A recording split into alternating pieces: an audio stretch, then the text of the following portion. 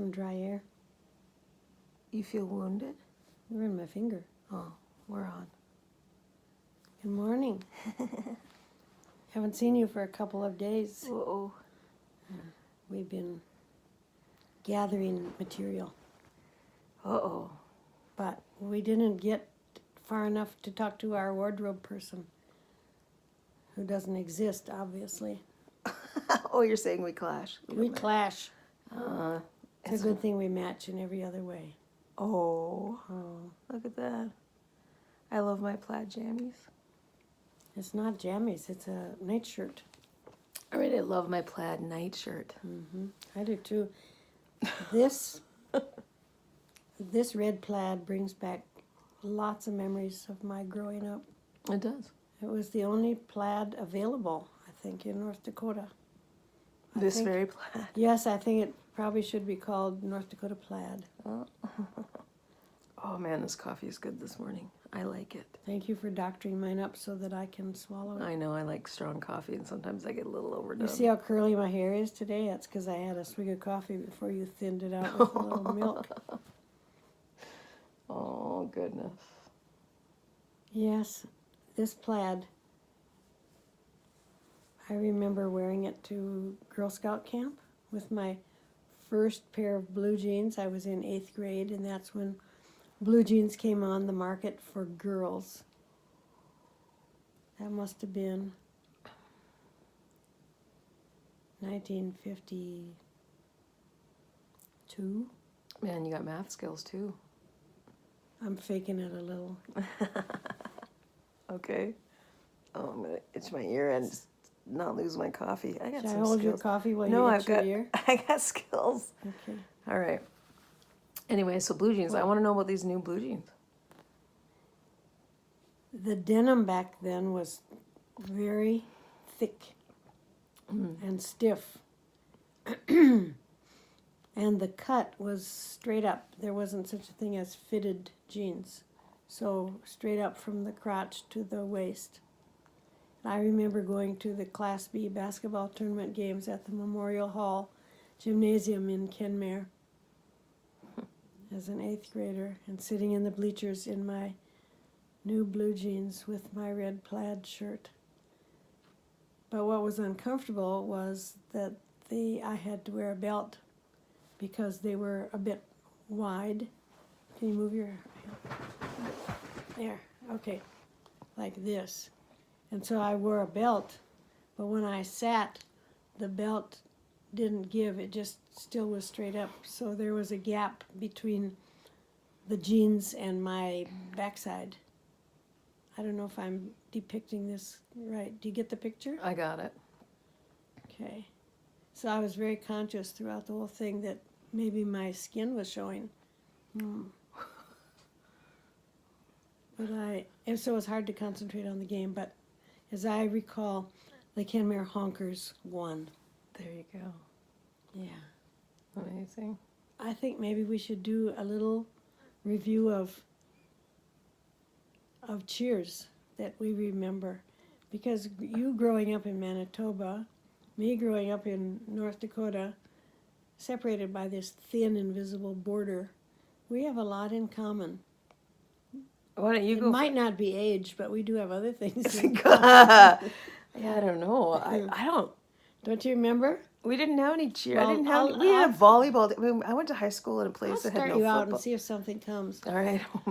This is not from Kenmare. This is from a little town called Balda High School. Who's the man? He's the man. He's the Balda High man. Yay, Balda High. Did that Yeah. turn your crank and make you want to... This must be an American Sink thing. the I don't think hoops? Canadians did that. Okay, what else you got? I should have thought this through. No, this is actually no. This is our morning coffee as it is, actually, people. So I don't know where we're going at all. I have to... Boosta high, whoosta high, roosta Balda boosta high. coosta high. Yay. You catch on quick. Keister high. I don't know. Okay, I did get. I just know awkward camp songs from growing up. you can start that. That'll probably... No, mine prime are my all pump. about why. Yours are naughty, They're all about vulgar. poop Yeah. and bathrooms Yeah. And dead toads in the road. Yeah. Or Well, you could maybe pick the least offensive of the lot.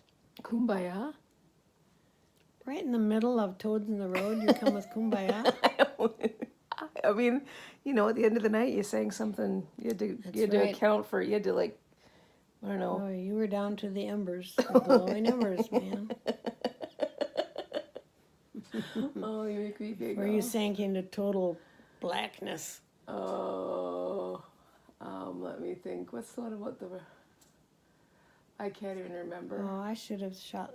Okay, you gotta. We're rambling here. Yeah, we are. You got some great wisdom? Let's talk about attitude. Attitude. Yeah. Our attitude. Well, the difference that attitude makes. All right, go. Here we go. Okay, I'm going downhill. People say, the end of your life is uphill all the way. We are so contradictory in the way we express what's happening to us in our final years. We say, she's really gone downhill. It's uphill all the way. I don't get it. It's like my dad who went to school up and down, uphill both ways to school in the 10 feet of snow. There are lots of dads who did that. Yeah. And they wound barbed wire around their bare feet to keep from slipping on the ice. Right. Yours did that? Mine didn't. No, it was my uncle. Oh, uncle. All right, sorry. Okay, attitude, uphill, downhill. We are born into a body. We only get one body. And if you have an out-of-body experience, you still have to climb into your old same body when you get back. That's it. So okay, I want to talk about attitude.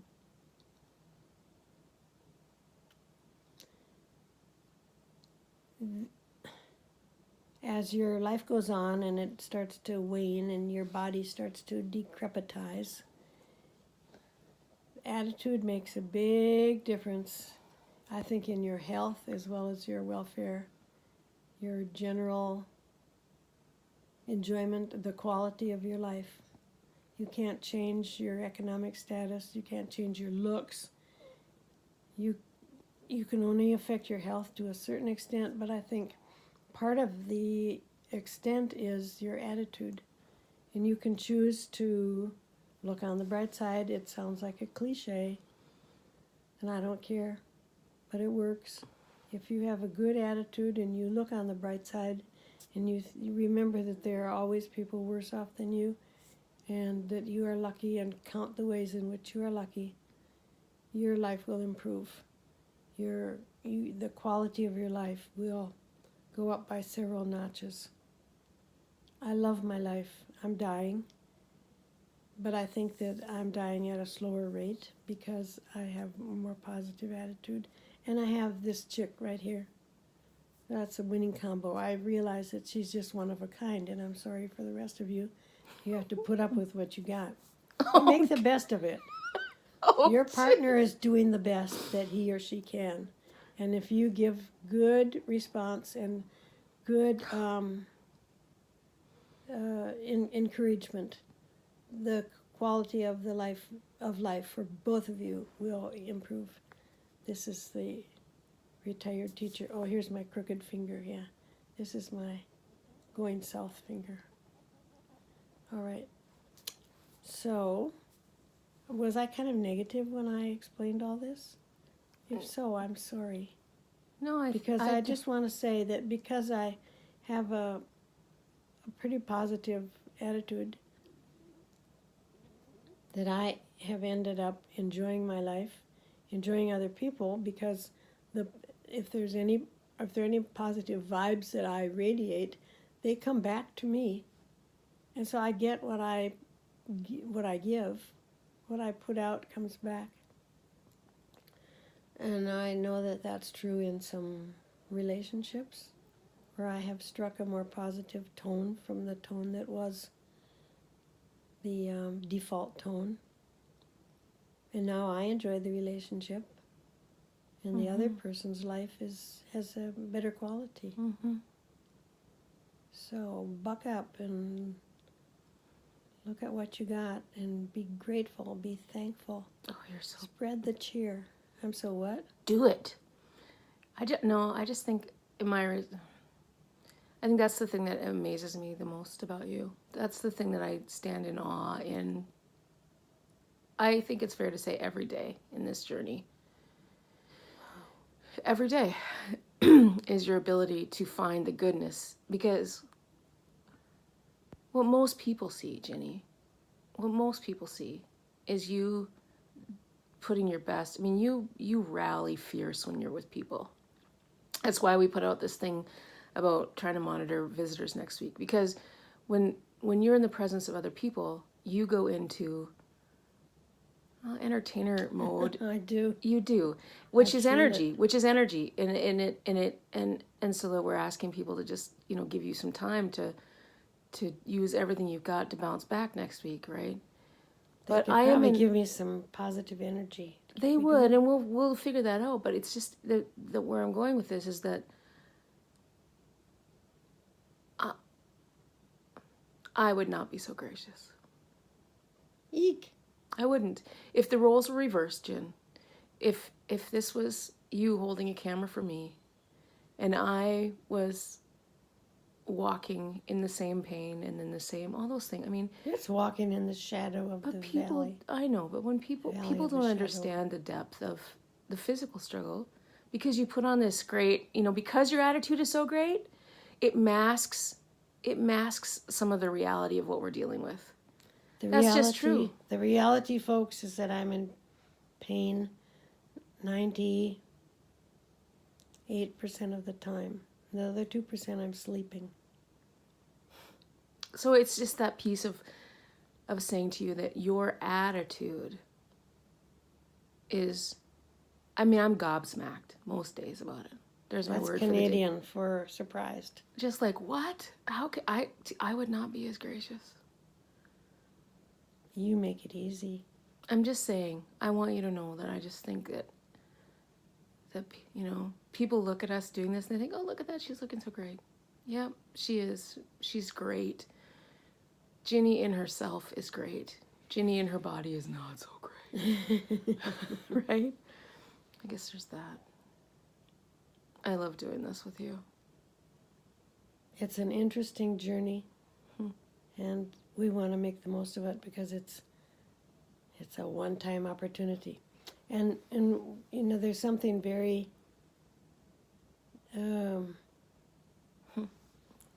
there's a the sound of gloom when people say the word terminal. She's terminal.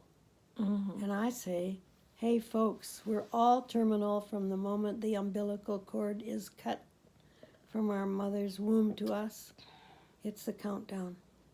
So, since we're all terminal, let's just smile and enjoy the ride together. Right? All right. You're terminal, babe. Yeah. Deal with it. Dealing. Yeah. Yeah. I need coffee. You grab your coffee. Hey, I wanted to say something in response to something you said the other day. I just want you to know, people, that I'm not moving to Duluth. There were some people said, you're moving to Duluth? And I'm like, no. It's my fault. No, it's not your fault. It's just that one of the things that you should know about me is that first of all, I've ripped out every wall in this house and rebuilt it, right? This is a Kirsten house from start to No, finish. but what that means is that I'm a creative being, and I just look and I love houses and I love structures and I love spaces, and that's where the dreamer in me is. So the fact that I've been looking at houses on Lake Superior during this time does not mean I'm moving there. It means that I am looking at houses on Lake Superior, and my creativeness and my dreaming about water, which is something I love, is active right now. Cold water is better than your access to warm. It's just that it's a love. Water. I long for water, and so it's a strategy. So as I just am saying that I'm not going to Duluth. I'm not taking her to Duluth. I'm not moving to Duluth. We're not going to Duluth. We're right here. If you end up moving to Duluth when I'm flapping my wings looking down at you and saying, what? Well, I mean, who knows where I'll end up an next? Apology. I don't know where I'll end up next, but I'm not. I just didn't want people are like thinking I'm, packing my bags and waiting for you to go, and that's not the truth. When you say I want to move to No. Duluth, I'm here. She's We're here. here. Yeah. We're here, and we love you, and we're so Yeah. grateful for you. Yeah, we do. All right. Anything else?